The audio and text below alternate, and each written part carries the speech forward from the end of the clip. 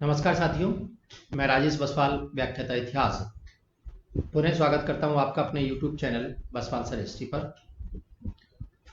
साथियों, पूर्व के वीडियो में हमने चर्चा की थी इतिहास के विभाजन के बारे में, और इतिहास के विभाजन में मैंने आपको बताया कि इतिहास का विभाजन 3 भागों में किया गया: प्रागैतिहासिक काल, आदि ऐतिहासिक काल और ऐतिहासिक काल।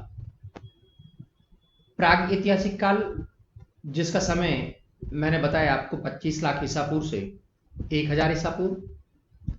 आदि ऐतिहासिक काल का समय बताया 3500 ईसा पूर्व से 600 ईसा पूर्व, और ऐतिहासिक काल का समय 600 ईसा पूर्व के पश्चात का काल।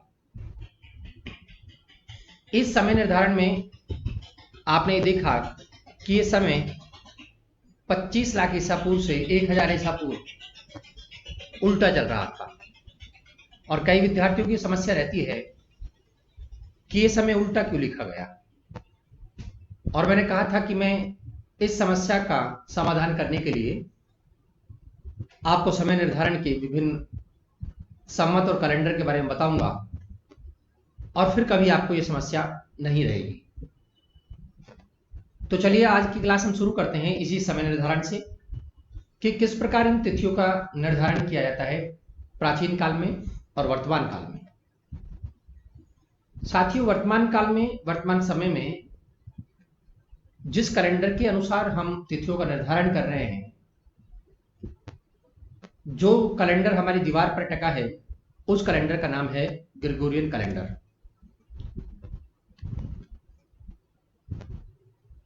इस ग्रेगोरियन कैलेंडर के अनुसार वर्तमान समय में तिथि निर्धारित की जाती है, और चूंकि यह अंतरराष्ट्रीय कैलेंडर है, इसलिए संपूर्ण विश्व में वो तिथियां उसी प्रकार चलती हैं। तो शुरू करते हैं हम इस ग्रेगोरियन कैलेंडर के बारे में। इस ग्रेगोरियन कैलेंडर को रोम के शासक जूलियस सीजर द्वारा तैयार करवाया गया था। रोम के शासक जूलियस सीजर।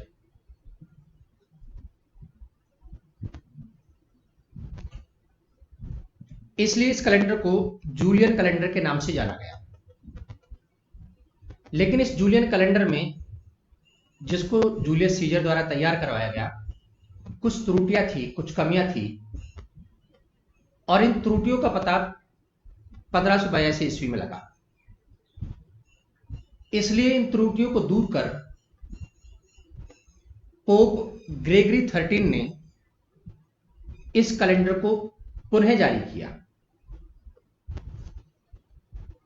पोप ग्रेगरी 13 ने इस जूलियन कैलेंडर की त्रुटियों को दूर कर 15 अक्टूबर 1582 ईस्वी को इसे पुनः जारी किया, और इस कारण इस कैलेंडर को कहा गया ग्रेगोरियन कैलेंडर। ग्रेगोरियन कैलेंडर जिसके अनुसार हम सन 2020 पर है, वो ग्रेगोरियन कैलेंडर की तिथि है। तो प्रश्न आता है कि ये कैलेंडर शुरू कहां से हुआ, जहां से इन्होंने एक गिनना शुरू किया। तो इस कैलेंडर की शुरुआत हुई ईसा मसीह के जन्म से। ईसा मसीह के जन्म से इस कैलेंडर को शुरू किया गया, और ईसा के जन्म के पश्चात की घटनाओं को इन्होंने ईसवी सन कहा, और उस ईसवी सन के अनुसार, ईसा मसीह के जन्म के पश्चात की घटना के अनुसार हम सन 2020 ईस्वी पर हैं। ईसा मसीह के जन्म को इन्होंने एक ईस्वी माना।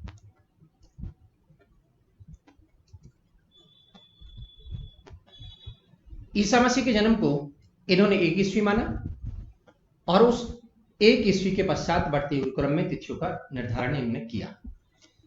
तो हम यहां इस ग्रेगोरियन कैलेंडर के बारे में इस प्रकार समझेंगे कि मान लीजिए ये ईसा मसीह का जन्म, यहां ईसा का जन्म हुआ, ये जो लाइन है वो ईसा मसीह के जन्म को प्रदर्शित करती है।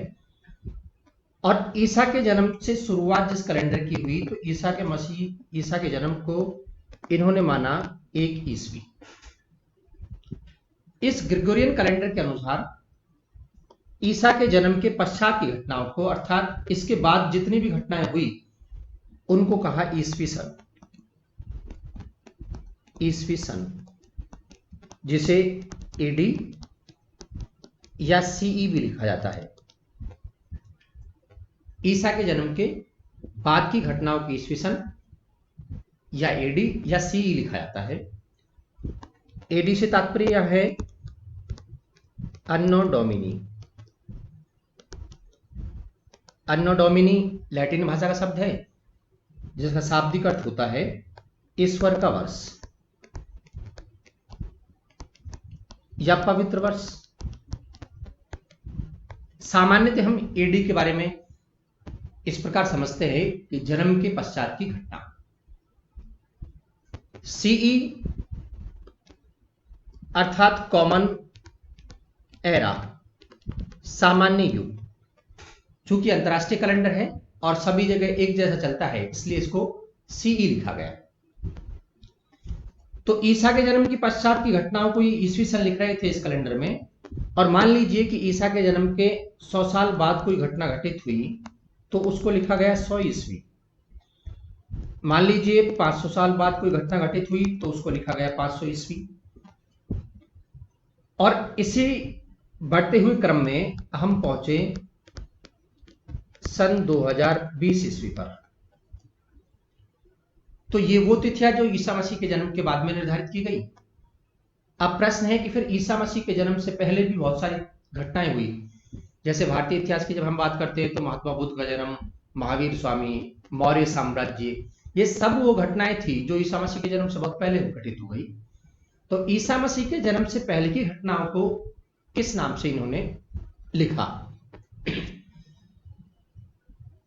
चलिए हम देखते हैं ईसा मसीह के जन्म के पहले की घटनाओं को। तो ईसा मसीह के जन्म से पूर्व की घटनाओं को इस ग्रेगोरियन कैलेंडर में लिखा गया ईसा पूर्व, अर्थात ईसा के जन्म से पहले की घटनाएं। ईसा पूर्व, ईसा पूर्व। कई बच्चे इसे ईसवी पूर्व बोलते हैं, जो गलत है। ये ईसा पूर्व है, ईसा मसीह के जन्म से पहले की घटना है। इसे बीसी भी लिखा जाता है। बीसी अर्थात बिफोर क्राइस्ट। बिफोर क्राइस्ट, ईसा से पहले। और वर्तमान में जो शब्द इसके लिए प्रयोग किया जाता है वह है बीसीई, अर्थात before common era. Common era, ये before common era. Common era यानी सामान्य युग से पहले वाला। तो हमने देखा कि ईसा के जन्म के बाद की घटनाओं को इस कैलेंडर में लिखा गया ईसवी सन या एडी या सी, और ईसा के जन्म से पहले की घटनाओं को इन्होंने लिखा ईसा पूर्व या बीसी, बिफोर क्राइस्ट। अब हम कह रहे हैं कि मान लीजिए यहां ईसा मसीह का जन्म हुआ और इस ईसा मसीह के जन्म से मान लीजिए 100 साल पहले कोई घटना घटित हुई, तो हम यहां इसे लिखेंगे 100 ईसा पूर्व। मान लीजिए 200 साल पहले कोई घटना घटित हुई तो 200 ईसा पूर्व।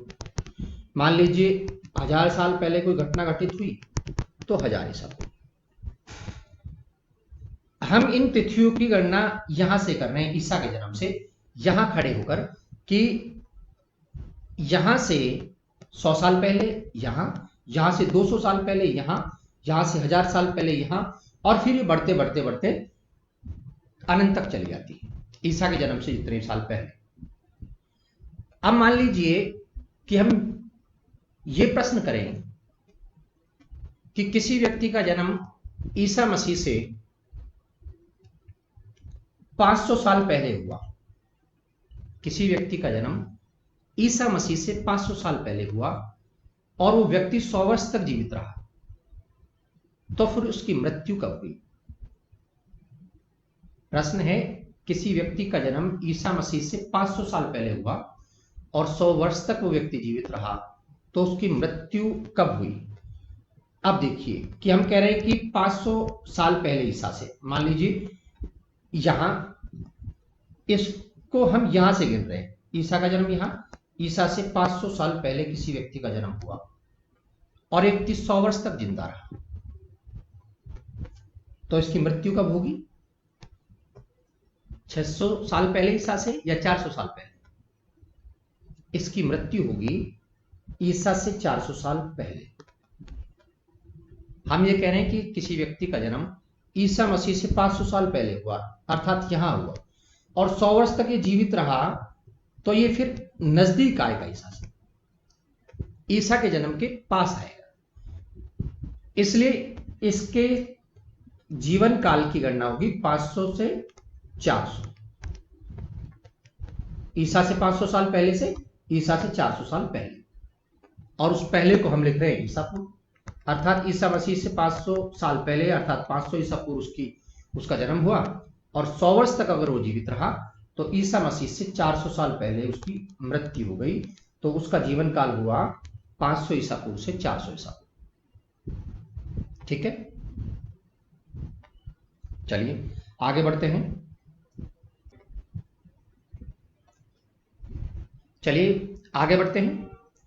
तो आपको बताया इस कैलेंडर की शुरुआत ईसा मसीह के जन्म से हुई। ईसा के जन्म के बाद की घटनाओं को ईसवी सन कहा, जिसे एडी या सीई लिखा गया। एडी अर्थात अन्नो डोमिनी, जिसे लैटिन भाषा में ईश्वर का वर्ष, ये लैटिन भाषा का शब्द, मैंने कहा लैटिन भाषा का शब्द है अन्नो डोमिनी, और जिसका शाब्दिक अर्थ होता है ईश्वर का वर्ष या पवित्र वर्ष। वर्तमान समय में इसे सी लिखा जाता है। सी अर्थात कॉमन एरा, क्योंकि संपूर्ण विश्व में ये लागू है, अंतरराष्ट्रीय कैलेंडर है, इसलिए इसे कॉमन एरा के नाम से अभी लिखते हैं। ईसा के जन्म से पूर्व की घटनाओं को इस कैलेंडर में लिखा ईसा पूर्व या बीसी या BCE. BC before Christ, BCE before common era. तो ये बात हुई ग्रेगोरियन कैलेंडर की कि ईसा के जन्म के बाद की घटनाओं को ईसवी सन लिखा और ईसा के जन्म के पहले की घटनाओं को ईसा पूर्व लिखा। अब इस कैलेंडर में जिस आधार पर तिथियों की गणना की गई, निर्धारित की गई, उसकी हम बात करते हैं। ये जो ग्रेगोरियन कैलेंडर है अंतरराष्ट्रीय कैलेंडर है, और इस कैलेंडर में तिथियों की गणना जो निर्धारित की गई वो सूर्य की गति पर आधारित है। सूर्य की गति के आधार पर इसमें तिथियों का निर्धारण किया गया, और इसमें जो मूल इकाई माना गया तिथियों की गणनाओं की, वो दिन माना गया। ठीक है, सूर्य पर आधारित कैलेंडर है और इस कैलेंडर में मूल इकाई माना गया है दिन को। अब इस ग्रेगोरियन कैलेंडर में यह सामान्य सी बात है कि जिसके अनुसार हम अभी तिथियों का निर्धारण करते हैं। 12 महीने होते हैं, जनवरी से लेकर दिसंबर तक, और इस कैलेंडर के प्रत्येक महीने का नाम या तो रोमन देवी देवताओं के नाम पर रखा गया है, या उनका कोई प्रसिद्ध शासक है, या फिर कोई बड़ा विचारक है। जैसे जनवरी, वो रोमन देवता जीनस के नाम पर उसका नामकरण हुआ। जैसे जुलाई, जूलियस सीजर के नाम पर उसका नाम रखा गया। जैसे अगस्त, सेंट ऑगस्टस के नाम पर उसका नाम रखा गया है। तो इस कैलेंडर में 12 महीने होते हैं, और उस 12 महीने अर्थात एक वर्ष में 365 से ही 1/4 दिन माने गए। यहां तक क्लियर? तो ये ग्रेगोरियन कैलेंडर की हमने बात की। ईसा मसीह के जन्म से शुरू हुआ, और ईसा के जन्म के बाद की घटनाओं को ईसवी सन लिखा, और ईसा के जन्म के पूर्व की घटनाओं को ईसा पूर्व लिखा। ठीक है, अगले संवत की हम बात करते हैं जो भारतीय संवत है, और ईसा मसीह के जन्म से पूर्वी इस संवत को चला दिया गया था, जिसका नाम है विक्रम संवत। विक्रम संवत की जो शुरुआत हुई वो 57 ईसा पूर्व में हुई। यहां ये ध्यान देने योग्य बात है, 57 ईसा पूर्व, 57 ईस्वी नहीं, 57 ईसा पूर्व, अर्थात ईसा मसीह के जन्म से 57 साल पहले इस विक्रम संवत की शुरुआत हुई। अब यहां यह प्रश्न बनता है कि इस विक्रम संवत की शुरुआत किस घटना से हुई? तो इस विक्रम संवत की जो शुरुआत हुई वो मालव वंश के राजा विक्रमादित्य ने अपने राज्याभिषेक के अवसर पर राजा विक्रमादित्य ने अपने राज्याभिषेक के अवसर पर 57 ईसा पूर्व में यह संवत चलाया। राजा विक्रमादित्य ने अपने राज्याभिषेक के अवसर पर 57 ईसा पूर्व में यह संवत चलाया। विक्रमादित्य मालव वंश का शासक था। ठीक है, तो आप याद रखेंगे कि यहां 57 ईसा पूर्व बोला गया है, 57 ईस्वी नहीं, यानी ईसा मसीह के जन्म से 57 साल पहले विक्रम संवत चलाया जा चुका था। अब इस विक्रम संवत में जो तिथियों का निर्धारण किया गया है वो किस प्रकार किया गया? विक्रम संवत में जो तिथियों का निर्धारण किया गया है वो सूर्य और चंद्रमा की गति पर आधारित है। सूर्य और चंद्रमा की गति के अनुसार इसमें तिथि और माह का निर्धारण किया जाता है। जब सूर्य नई राशि में प्रवेश करता है तो उस राशि के नाम के आधार पर ही नए महीने का नाम होता है और चंद्रमा की गति के आधार पर ही या तिथियां चलती है इस विक्रम संवत के अनुसार। इस संवत में भी जिस प्रकार हमने ग्रेगोरियन कैलेंडर में पढ़ा उसी प्रकार की ग्रेगोरियन कैलेंडर में 12 महीने होते हैं, उसी प्रकार विक्रम संवत में भी 12 महीने होते हैं और इस संवत का प्रथम महीना चैत्र होता है। चैत्र माह से ही संवत शुरू होता है। जैसे ग्रेगोरियन कैलेंडर जनवरी से शुरू होता है, इसी प्रकार विक्रम संवत चैत्र माह से शुरू होता है। यह उसका प्रथम महीना है और 12वां महीना विक्रम संवत का होता है फाल्गुन। चैत्र के बाद में बैसाख है, ज्येष्ठ है, आषाढ़ है, श्रावण है। इस प्रकार 12 महीने हैं और अंतिम महीना उसका फाल्गुन होता है। हम ये कह रहे हैं चैत्र महीने में विक्रम संवत शुरू होता है। चैत्र महीना जिसको हम नए संवत के रूप में मनाते हैं और नया संवत इस चैत्र महीने की प्रथम तारीख को अर्थात चैत्र शुक्ल प्रतिपदा को मनाया जाता है। शुक्ल प्रतिपदा।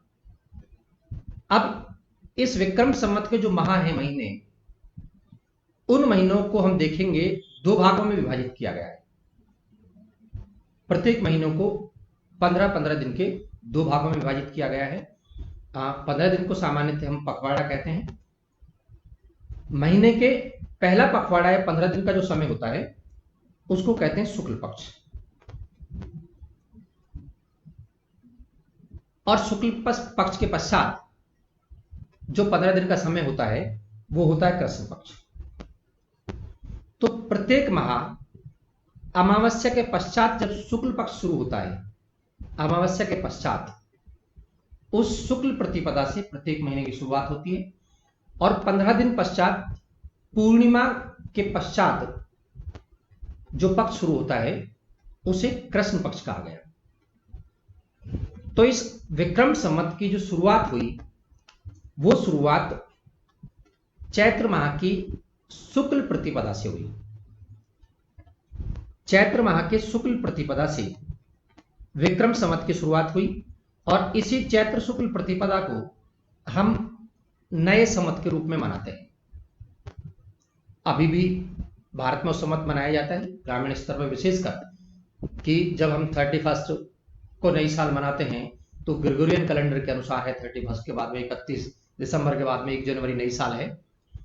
लेकिन भारतीय कैलेंडर विक्रम संवत के अनुसार जो नया साल शुरू होता है विक्रम संवत, वो चैत्र शुक्ल प्रतिपदा को शुरू होता है और ग्रेगोरियन कैलेंडर के माह मार्च के पहले सप्ताह में लगभग वो आता है। तो भारतीय कैलेंडर विक्रम संवत के अनुसार जो नया साल शुरू होता है वो चैत्र शुक्ल प्रतिपदा से शुरू होता है। और इस चैत्र शुक्ल प्रतिपदा का ऐतिहासिक महत्व भी है। पुराणों में, धार्मिक साहित्य में बताया गया है कि इस चैत्र शुक्ल प्रतिपदा के दिन ब्रह्मा ने सृष्टि का निर्माण किया। तो भारतीय जनमानस में इसका बड़ा महत्व है और इसी कारण विक्रम संवत को हम लोक संवत के नाम से भी जानते हैं। लोक संवत के नाम से इसलिए जाना गया विक्रम संवत को कि भारत में तमाम त्योहार या उत्सव जो मनाए जाते हैं वो विक्रम संवत की तिथियों के अनुसार मनाए जाते हैं। तिथियां जैसे शुक्ल प्रतिपदा, फिर दोज, फिर तीज, प्रत्येक महीने की चतुर्थी, पंचमी, षष्ठी, उसके अनुसार भारत में त्योहार और उत्सव मनाए जाते हैं। इसलिए विक्रम संवत को लोक संवत के नाम से जाना गया। तो ये हुआ विक्रम संवत। विक्रम संवत जो ईसा मसीह के जन्म से 57 साल पहले चला। ठीक है। अब मान लीजिए मैं आपसे ये कहूं कि वर्तमान समय में कौन सा विक्रम संवत चल रहा है। वर्तमान समय में विक्रम संवत कौन सा है, तो आपको सोचना पड़ेगा। अब यहां जब मैं ये कह रहा हूं वर्तमान समय में विक्रम संवत कौन सा है, तो आप पहली चीज जो ध्यान में रखेंगे वो ये रखेंगे कि विक्रम संवत की शुरुआत हुई 57 ईसा पूर्व में, यानी ईसा मसीह के जन्म से 57 साल पहले। और ईसा मसीह के जन्म से अर्थात ग्रेगोरियन कैलेंडर के अनुसार हम जिस सन पर पहुंचे हैं वो है 2020। तो मैं आपसे पूछ रहा हूं कि वर्तमान समय में विक्रम संवत कौन सा होगा। और इसके लिए ये बात आपको याद रखनी है, पहली बात कि विक्रम संवत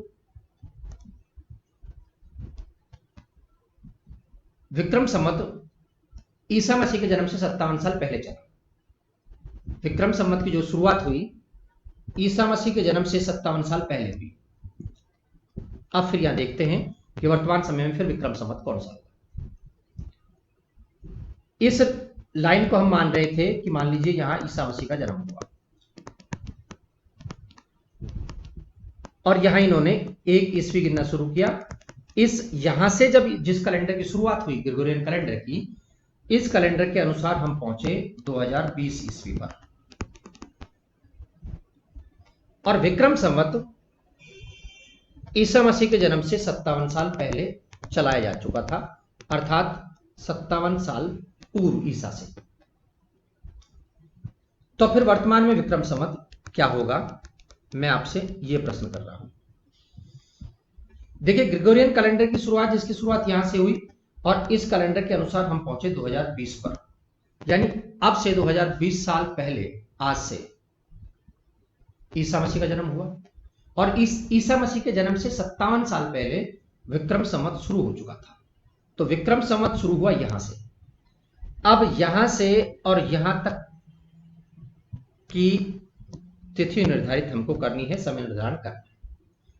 तो यहां से यहां तक जो समय हुआ 57 वर्ष, यहां से और यहां तक जो समय हुआ 2020, क्योंकि 2020 यहां से शुरू हुआ और तब हम 2020 पर पहुंचे और विक्रम संवत यहां से शुरू हुआ। तो विक्रम संवत वर्तमान में होगा 2020 प्लस 57, 2077। यह वर्तमान में विक्रम संवत होगा। ठीक है, चलिए यह हुआ वर्तमान में विक्रम संवत 2020। लेकिन आपको यह याद रखना है कि जब हम ये कह रहे हैं कि विक्रम संवत की शुरुआत चैत्र शुक्ल प्रतिपदा से होती है और चैत्र शुक्ल प्रतिपदा ग्रेगोरियन कैलेंडर के मार्च माह के लगभग पहले सप्ताह में होती है। तो जब मान लीजिए फरवरी में ये विक्रम संवत निर्धारित करवा लिया जाए किसी परीक्षा में कि फरवरी में कोई पेपर हुआ या जनवरी में कोई पेपर हुआ, और जनवरी या फरवरी में आपसे पूछ लिया जाए कि वर्तमान में विक्रम संवत कौन सा है, तो आप याद रखेंगे कि फिर क्योंकि हम विक्रम संवत मार्च से शुरू कर रहे हैं, जैसे वर्तमान में 2020 में 2077, पर अगर फरवरी 2020 में पूछ लिया जाए, जनवरी 2020 में पूछ लिया जाए, तो फिर रहेगा 2076, क्योंकि विक्रम संवत तो मार्च से शुरू होगा, मार्च से नया संवत शुरू होगा। ठीक है, इसलिए जनवरी और फरवरी में हमें उसे एक साल पीछे रखना है। जैसे वर्तमान समय में हम निर्धारित कर रहे हैं कि भाई 2020 में वर्तमान में विक्रम संवत कौन सा होगा, तो 2077। अगर फरवरी या जनवरी 2020 में पूछ लिया जाए तो फिर कौन सा होगा, 2076। तो चलिए अब हम बात करते हैं शक संवत की। शक संवत जो भारत का राष्ट्रीय संवत है, ग्रेगोरियन कैलेंडर जो अंतरराष्ट्रीय कैलेंडर है, विक्रम संवत जिसको हमने कहा कि वो भारत का लोक संवत है, और जो भारत का राष्ट्रीय संवत है वो है शक संवत। शक संवत जो 78 ईस्वी में शुरू हुआ, 78 ईस्वी। अब यहां ये याद रखना है आपको कि विक्रम संवत की शुरुआत जो हुई वो 57 ईसा पूर्व में हुई, ईसा मसीह के जन्म से 57 साल पहले। और शक संवत की जो शुरुआत हुई वो हुई 78 ईस्वी में, अर्थात ईसा मसीह के जन्म से 78 साल बाद। वो ईसा मसीह के जन्म से 57 साल पहले था विक्रम संवत, और शक संवत की जब हम बात कर रहे हैं ईसा मसीह के जन्म से 78 साल बाद 78 ईस्वी में शक संवत की शुरुआत हुई। और इस संवत को शुरू किया कुषाण वंश के शासक कनिष्क ने। कनिष्क शासक का नाम कुषाण कनिष्क का वंश था। और जिस घटना से शुरू हुआ यह संवत, वो घटना थी कनिष्क ने शकों को पराजित किया था 78 ईस्वी में, और शकों को पराजित करने के उपलक्ष्य में कनिष्क द्वारा यह संवत शक संवत चलाया गया। तो आप याद रखेंगे, कनिष्क द्वारा 78 ईस्वी में शकों को पराजित करने के उपलक्ष्य में शक संवत चलाया। कनिष्क जो कुषाण वंश का शासक था, कुषाण जो प्रारंभ में चीन से भारत आकर बस गए थे। कनिष्क से पूर्व के दो इन कुषाण वंश के शासकों का उल्लेख मिलता है, भीम कैडफिसेस और कुजुल कैडफिसेस। कुषाण वंश के शासक जिनके बारे में सामान्यतः जाति पूछ ली जाती है कि कुषाण वंश के शासक किस जाति के थे, तो जाति आपको याद रखनी है कि ये चीनी थे, और कुषाण वंश के शासकों की जो जाति थी वो थी यूची। ठीक है, भीम कैडफिसेस और कुजुल कैडफिसेस कनिष्क के पूर्व के जो कुषाण शासक थे वो थे। तो कुषाण वंश के शासक कनिष्क ने 78 ईस्वी में शकों को पराजित करने के उपलक्ष्य में शक संवत चलाया। यह भारत का राष्ट्रीय संवत माना जाता है, और इसे राष्ट्रीय संवत घोषित करने के पीछे कारण है, और वो महत्वपूर्ण कारण है कि कनिष्क विदेशी शासक होते हुए भी जिस प्रकार भारत के विकास में योगदान देता है वो महत्वपूर्ण योगदान है। जैसे गांधार कला शैली भारत में मूर्ति निर्माण की प्रमुख शैली कनिष्क द्वारा प्रारंभ की गई थी। स्थापत्य या निर्माण में कनिष्क का महत्वपूर्ण योगदान रहा। उसी प्रकार कनिष्क ने भारत में आने के पश्चात बौद्ध धर्म ग्रहण कर लिया था, और बौद्ध धर्म ग्रहण करने के पश्चात चतुर्थ बौद्ध संगीति का आयोजन जो कुंडलवन कश्मीर में हुई वो कनिष्क ने ही आयोजित करवाई। और इसके साथ साथ विदेशी आक्रमणकारियों से भारत की सीमाओं की रक्षा कनिष्क ने की। इस कारण कनिष्क द्वारा चलाए गए संवत को भारत का राष्ट्रीय संवत घोषित किया गया। 22 मार्च 1957 को इस शक संवत को भारत का राष्ट्रीय संवत घोषित किया। 22 मार्च 1957 को शक संवत को भारत का राष्ट्रीय संवत घोषित किया गया। अब इस शक संवत में भी 12 ही महीने होते हैं। चैत्र माह की तरह, विक्रम संवत की तरह चैत्र से शुरू होते हैं और फाल्गुन तक चलते हैं। प्रथम महीना चैत्र होता है, और लगभग उसी समय जब चैत्र महीना शुरू होता है तभी शक संवत शुरू होता है। चूंकि राष्ट्रीय संवत है, इस कारण भारत सरकार अपने गजट और बजट जब प्रकाशित करती है, राजपत्र प्रकाशित करती है, तब उसमें ग्रेगोरियन कैलेंडर की तिथि के साथ साथ शक संवत की तिथि लिखी जाती है। अब जिस प्रकार मैंने पूछा कि वर्तमान में विक्रम संवत कौन सा है, उसी प्रकार अब आप मान लीजिए पूछ लिया जाए आपसे कि वर्तमान में शक संवत कौन सा चल रहा है। वर्तमान में शक संवत कौन सा है, तो अब आप यहां ये याद रखेंगे कि शक संवत की शुरुआत कब से हुई, ईसा मसीह के जन्म से पहले या बाद, 78 साल बाद, 78 ईस्वी में। तो इस रेखा को हम जो प्रदर्शित कर रहे थे, ईसा का जन्म, जहां से ग्रेगोरियन कैलेंडर की शुरुआत हुई, यहां से 78 साल बाद 78 ईस्वी में विक्रम संवत में हम देख रहे थे कि ईसा मसीह के जन्म से 57 साल पहले, अर्थात 57 ईसा पूर्व। विक्रम संवत की शुरुआत इनसे 57 साल पहले ग्रेगोरियन कैलेंडर से, और शक संवत की शुरुआत हुई ईसा मसीह के जन्म से 78 साल पश्चात अर्थात इस ग्रेगोरियन कैलेंडर के 78 साल गुजरने के पश्चात शक संवत 1 गिना गया। तो शक संवत शुरू हुआ यहां से और यहां 2020 तक हमें पहुंचना है कि मैं पूछ रहा हूं वर्तमान में शक संवत कौन सा है, अर्थात 2020 ईस्वी में शक संवत कौन सा है। तो देखिए ईसा मसीह का जन्म यहां, और यहां से जब हमने समय की गणना की तो हम पहुंचे 2020 तक। पर चूंकि शक संवत चल रहा है ईसा मसीह के जन्म के 78 साल बाद, अर्थात इनके 78 साल जो गुजर गए तब शक संवत की शुरुआत हुई। और शक संवत के साल कौन से रहेंगे, वर्ष कौन से गिने जाएंगे, यहां से यहां तक, अर्थात 2020 में से आप 78 घटा देंगे। 2020 में से 78 घटाने के पश्चात 78 शक संवत आ जाएगा, क्योंकि 2020 के 78 साल पश्चात शक संवत चला। तो कितने आए,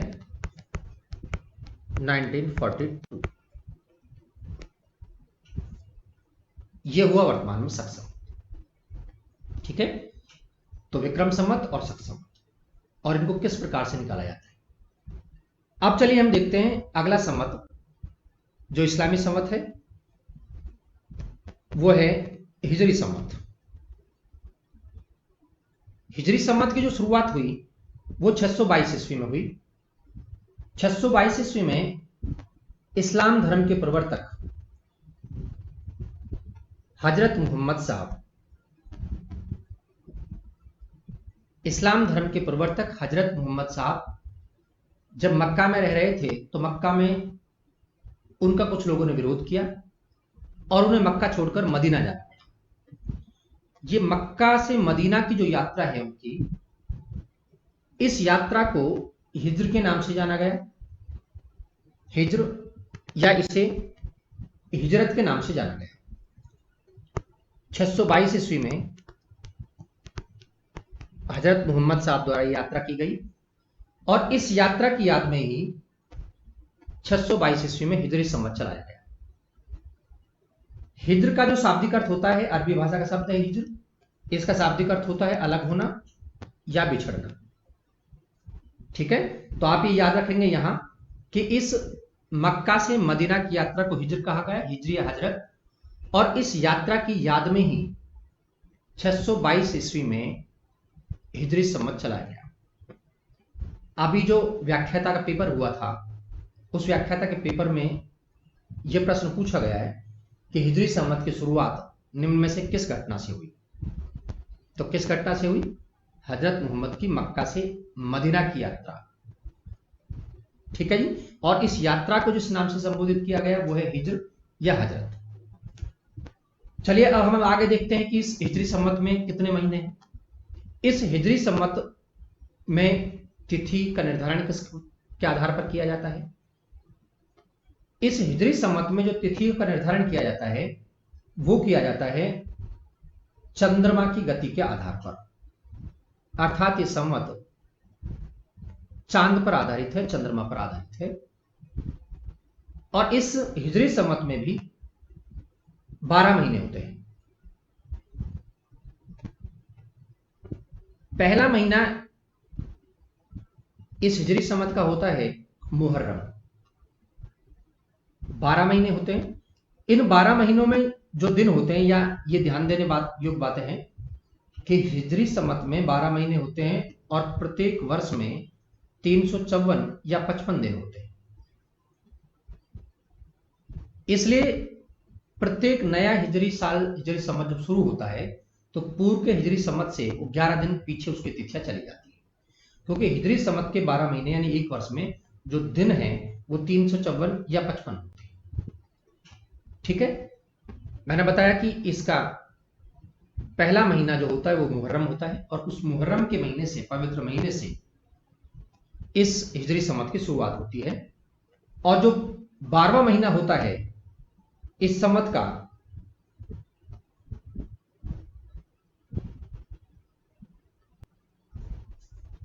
इस हिजरी संवत का प्रथम महीना मुहर्रम होता है और 12वां महीना इसका होता है जू अल हज्जा। जू अल हज्जा इसका 12वां महीना होता है।